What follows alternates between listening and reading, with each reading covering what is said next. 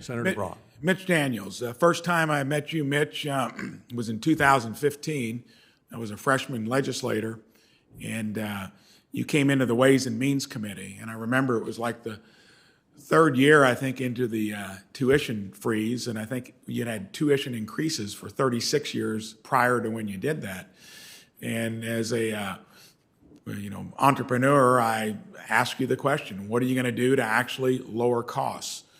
Remember it vividly. You said, I'm going to look at purchasing across all our locations.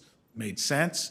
You were going to tackle fringe benefits, especially healthcare costs. I did that back in my own business in '08, and that is a rowdy affair when you do it. But when you make it sustainable, it's great for your employees. There's no doubt about that. And you said you'd turn a 4-year degree into a 3-year degree. That impressed me. That was the kind of entrepreneurial spirit I think we need across the federal government for sure, and it addresses high education costs post-secondary and healthcare costs, the two most uncontrollable sectors in our economy. It's noteworthy that you did that without shifting from full-time faculty to part-time.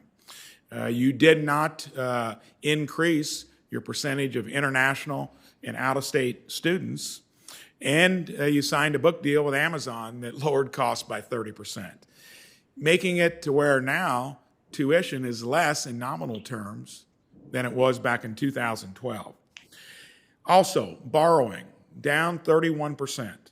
Got the Back the Boiler program, which is an income share agreement model, provides, I think, a better alternative to the Parent Plus and private loans. All of this is no surprise.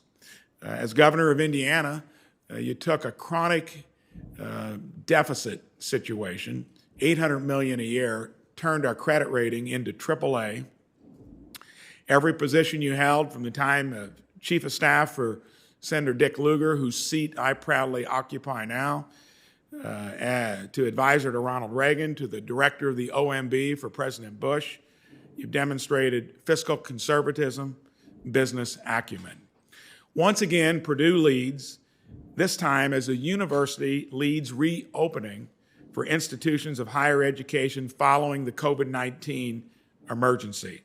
In a recent op-ed in the Washington Post, Mitch rightly argues that not only is reopening campus in the fall possible, but it is the duty of the university to continue to provide high-value instruction, training, and research for which the university is nationally respected.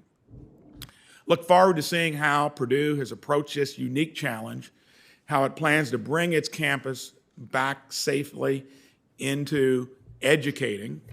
I'm proud that an Indiana institution is leading the way for others across the country. I am pleased to have its leader here today to testify virtually in front of our committee, where we can discuss these changes at Purdue more in depth.